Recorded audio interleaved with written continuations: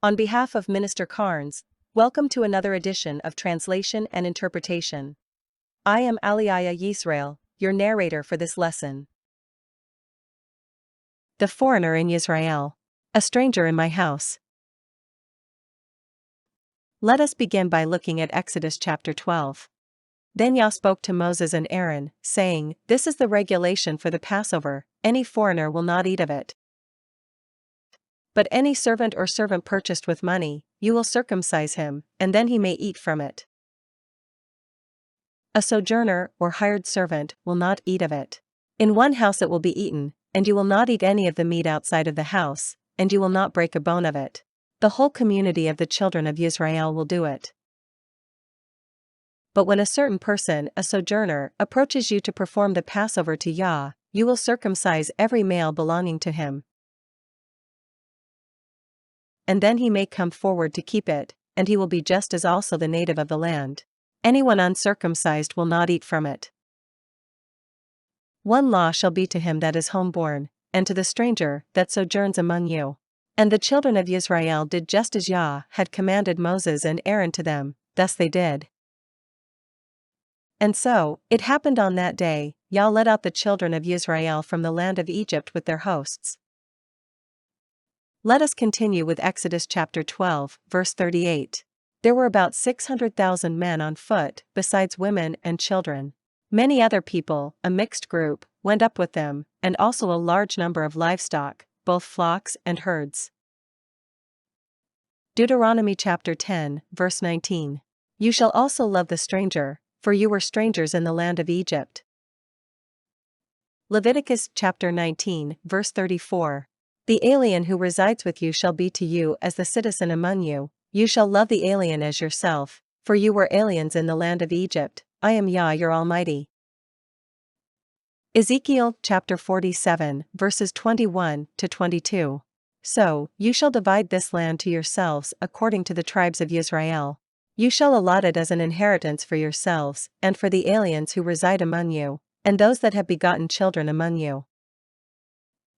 They shall be to you as citizens of Yisrael. With you they shall be allotted an inheritance among the tribes of Yisrael. Now we can address the topic. No Moabite, no Ammonite can come into the assemblies of Yah.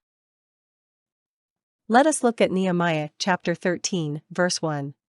On that day they read in the book of Moses in the audience of the people, and there was found written, that the Ammonites and the Moabites could not come into the congregation of Almighty forever. Deuteronomy chapter 23, verse 3. No Ammonite or Moabite or any of their descendants may enter the assembly of Yah, not even in the 10th generation. According to both 1 Kings 14 verse 21, and 2 Chronicles 12 verse 13, Naamah was an Ammonite. She was the only wife of King Solomon to be mentioned by name in the Old Testament as having given birth to a child. She was the mother of Solomon's successor, King Rehoboam, the first king of the southern kingdom of Yisrael. According to scripture, Ruth was a foreigner. And Caleb was also a foreigner. For more information, see our lesson, Was Ruth a Moabite or an Israelite? Was Caleb originally from the tribe of Yehudah? See our lesson, Who was Caleb? There is something interesting in Exodus chapter 12, verse 6. And you shall keep it, the Passover lamb, until the 14th day of this month, when the whole assembly of the congregation of Yisrael shall kill their lambs at twilight. Notice the number H6951 for assembly, and H5712 for congregation. Assembly and congregation are two different Hebrew words. Let us define assembly, H6951. H6951 means an assembly, company, congregation, convocation of the Israelites. In association with the Hebrew term H6951, the Greek term ecclesia, G1577 is a gathering of citizens called out from their homes into some public place, an assembly of the people convened at the public place of the council for the purpose of discussing the affairs of the Israelites. H5712 carries the meaning of congregation also. Assembly and congregation are used interchangeably by the English translators, but they are two different Hebrew words. Some English translations use congregation, and some English translations use assembly. Let us look at Nehemiah chapter 13, verse 1 once again. On that day they read in the book of Moses in the audience of the people, and therein was found written, that the Ammonites and the Moabites should not come into the assembly, meaning convocations, gatherings, assemblies, of Almighty forever.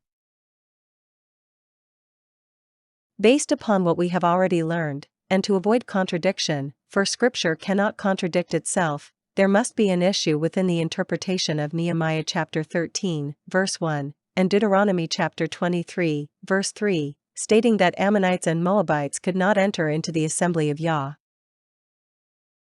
What can we conclude? Moabites and Ammonites could become a part of the Commonwealth of Yisrael as citizens. A commonwealth was a community of Israelites and foreigners having been established for the common good of Yisrael. However, Moabites and Ammonites could not come into the assemblies, gatherings, and convocations of Yisrael before Yah.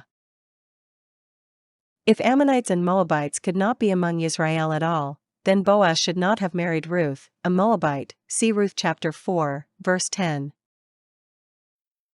Even if Ruth was from the fields of Moab, which were located within the territory of the tribe of Reuben, the text still identifies her as a Moabite. Ruth chapter 2 verses 5 and 6. Then Boaz said to his servant who was set over the reapers, "Whose young woman is this?" The servant who was set over the reapers answered, "It is the Moabite woman who came back with Naomi out of the country, or land, of Moab." Some try to make Ruth a Reubenite, but the text does not support this unless we twist the text to say otherwise. Look at Ruth chapter 4, verse 22. Boaz the father of Obed, by Ruth. Obed, the father of Jesse, and Jesse, the father of King David. If Ammonites and Moabites could not be among Israel at all, then King Solomon should not have married Naamah, an Ammonite. See 1 Kings chapter 14, verse 21.